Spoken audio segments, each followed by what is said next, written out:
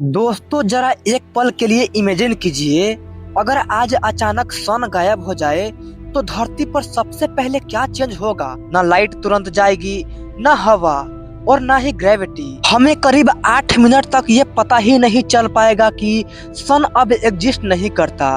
क्यों? क्योंकि यूनिवर्स में हर इंफॉर्मेशन टाइम लेकर ट्रेवल करती है। अब यहीं से हमारा असली सवाल शुरू होता है। जिस यूनिवर्स में लाइट सबसे फास्टेस्ट चीज है, अगर वहाँ कोई ऐसी जगह हो जहाँ लाइट भी एस्केप न कर पाए, एक ऐसी बाउंड्री जिसे क्रॉस करने के बाद न कोई सिग्नल वापस आता है, न कोई मैसेज और ना ही कोई वार्निंग। साइंस इसे कहती है the black hole. Black hole कोई मोनेस्टर नहीं है और ना ही कोई हॉरर स्टोरी। यह नेचर द्वारा बनाया गया सबसे एक्सट्रीम फिजिकल ऑब्जेक्ट है। ब्लैक होल हमें ये समझने में मदद करता है कि जब मास की लिमिट खत्म हो जाती है, जब ग्रेविटी हर रूल को ब्रेक कर देती है, तो स्पेस और टाइम कैसे बिहेव करते हैं। आज का ये वीडियो डराने के लिए नहीं है, बल्कि समझने के लिए है, क्योंकि ब्लैक होल को समझना मतलब यूनिवर्स की डीपेस्ट रियलिटी को समझना है। तो दोस्तों, मैं हूँ रत्नेश राठौर और चलिए शुरू करते हैं आज के इस ब्रह्मांड के सबसे रहस्यमय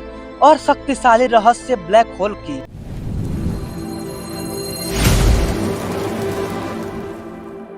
कहानी शुरू होती है एक बहुत बड़े स्टार से।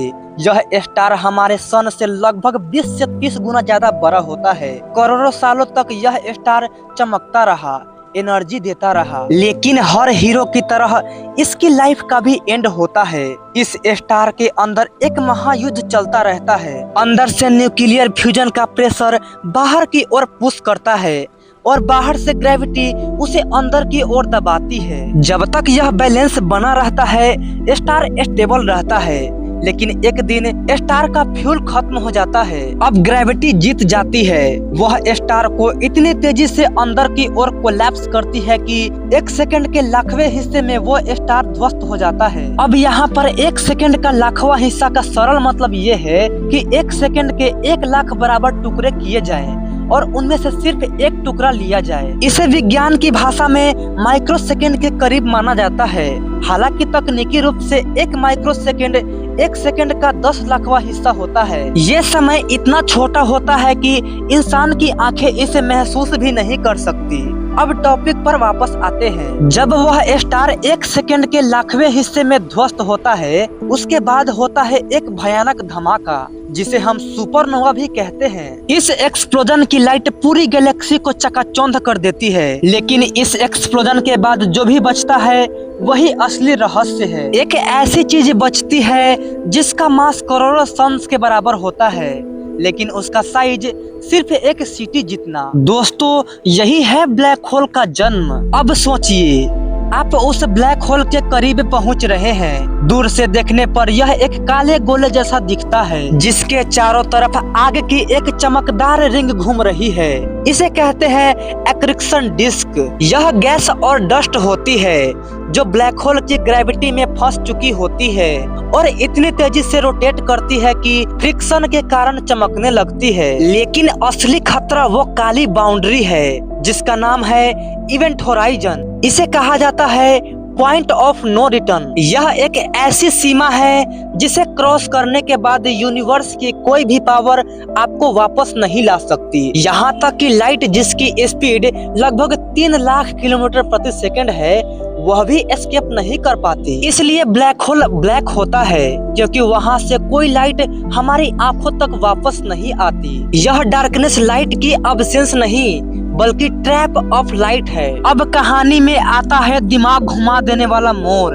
अल्बर्ट आइंस्टाइन ने कहा था कि स्पेस और टाइम एक ही चादर यानी फैब्रिक से बने हैं। ब्लैक होल इतना भारी होता है कि ये इस कपड़े में एक बेहद गहरा गड्ढा बना देता है। मान लीजिए आपका एक दोस्त अंतरिक्ष यान में दूर खड़ा होकर आपको देख रहा है और आप ब्लैक होल के इवेंट होराइजन की ओर बढ़ रहे हैं। आपके दोस्त को लगेगा कि जैसे जैसे आप पास जा रहे हैं, आपकी गति धीमी होती जा रही है, आपकी घड़ी धीरे चलने लगेगी। इवेंट होराइजन के पास पहुंचते पहुंचते उसे लगेगा कि आप वही फ्रीज हो गए। उसके लिए समय चलता रहेगा। हजारों साल बीत जाएंगे लेकिन आप उसे वही रुके हुए दिखाई देंगे, लेकिन आपके रिस्पेक्टिव से समय बिल्कुल सामान्य चल रहा होगा। आप बस उस काले घेरे में गिरते चले जाएंगे।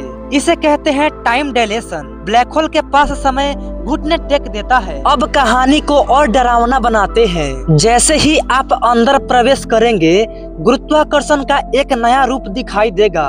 अगर आप पैरों के बल गिर रहे हैं तो आपके पैरों पर लगने वाला गुरुत्वाकर्षण आपके सिर की तुलना में लाखों गुना ज्यादा होगा। इसका नतीजा ये होगा कि ब्लैक होल आपको रबर बैंड की तरह खींचने लगेगा। पहले आपके पैर, फिर आपके शरीर, और देखते ही देखते आप एक लंबे पतले धागे जैसे बन जाएंगे। वैज्ञानिकों ने इस भयानक प्रक्रिया का नाम दिया है स्पैगेटिफिकेशन। आप एक परमाणु जितने पतले हो जाएंगे और ब्लैक होल के केंद्र की ओर बढ़ते चले जाएंगे। अब हम उस जगह पहुंच चुके हैं जहां आज तक कोई नहीं पहुंचा, द सिंगुलैरिटी। यह ब्लैक होल का बिल्कुल केंद्र होता है। यहाँ सारा पदार्थ शून्य आयतन एक बिंदु में सिमटा होता है।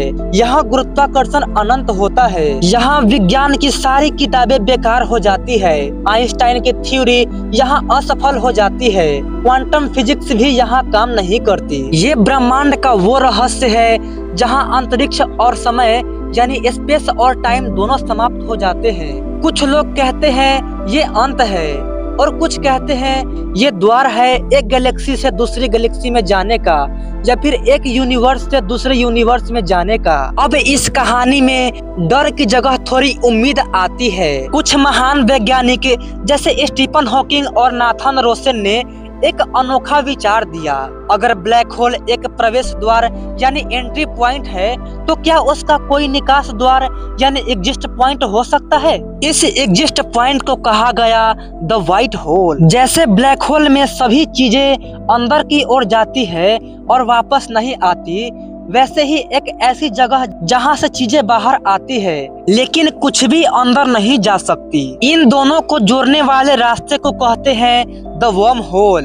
अगर ये सच है तो ब्लैक होल मौत का कुआं नहीं बल्कि एक शॉर्टकट हो सकता है, एक गैलेक्सी से दूसरी गैलेक्सी तक, या शायद एक यूनिवर्स से दूसरे यूनिवर्स तक ट्रेवल करने का। लेकिन याद रखिए, यह अभी सिर्फ एक थ्योरी है। हकीकत में किसी ने भी वर्म होल नहीं देखा। क्या ब्लैक होल हमेशा रहते हैं? नहीं। स्टीफन हॉकिंग ने बताया था कि ब्लैक होल पूरी तरह काले नहीं होते, उनसे धीरे धीरे ऊर्जा बाहर निकलती रहती है जिसे कहते हैं हॉकिंग रेडिएशन। इसका मतलब है कि ब्लैक होल भी धीरे धीरे वाष्पित हो रहे हैं। ट्रिलियंस ऑफ लाइट ईयर्स बाद ये राक्षस भी एक हल्के विस्फोट के साथ समाप्त हो जाएंगे। यूनिवर्स में कुछ भी अमर नहीं होता, यहाँ तक कि ब्लैक होल भी नहीं। आप सोच रहे होंगे कि अगर ये इतने ही खतरनाक है तो हम इससे बचे कैसे हैं? सच तो ये है कि ब्लैक होल हमारे संरक्षक भी है। हमारी मिल्की वे गैलेक्सी के सेंटर में एक विशाल ब्लैक होल है जिसका नाम है सेजिटेरियस ए। उसी का गुरुत्वाकर्षण हमारी पूरी आकाश गंगा को एक साथ बांध कर रखता है। ब्लैक होल यूनिवर्स का वह मिस्त्री है जो पुरानी चीजों को तोड़ते हैं ताकि नई चीजें जन्म ले सके। तो दोस्तों, यह थी ब्लैक होल की वह दास्तां जो डर और रोमांच से भरी हुई है। यह एक ऐसी जगह है जहां पहुंचकर इंसान का ज्ञान छोटा पड़ जाता है। क्या हम कभी इसके अंदर झांक पाएंगे? शायद नहीं, लेकिन जब भी आप रात में आकाश की ओर देखें तो याद रखिए उस अंधेरे में कोई तो है जो समय को मोड़ रहा है, रोशनी को निगल रहा है और पूरे ब्रह्मांड को संचालित कर रहा है। आपको यह सफर कैसा लगा? अगर अच्छा लगा हो तो प्लीज इस वीडियो को लाइक कीजिए, अपने दोस्तों और परिवार के साथ शेयर कीजिए और चैनल को सब्सक्राइब जरूर करें ताकि आपको ऐसे ही रहस्यमय वीडियोस मिलती रहे। क्या आप चाहते हैं कि मैं आपको व्हाइट होल की रहस्यमय कहानी सुनाऊं जहां समय उल्टा चलता है? तो बस कमेंट कीजिए द व्हाइट होल। 5 कमेंट होते ही मैं इस टॉपिक पर वीडियो जरूर लाऊंगा। तब तक के लिए सोचते रहिए और अपना ध्यान रखिए। मिलता हूँ आपको व्हाइट होल वाले वीडियो में।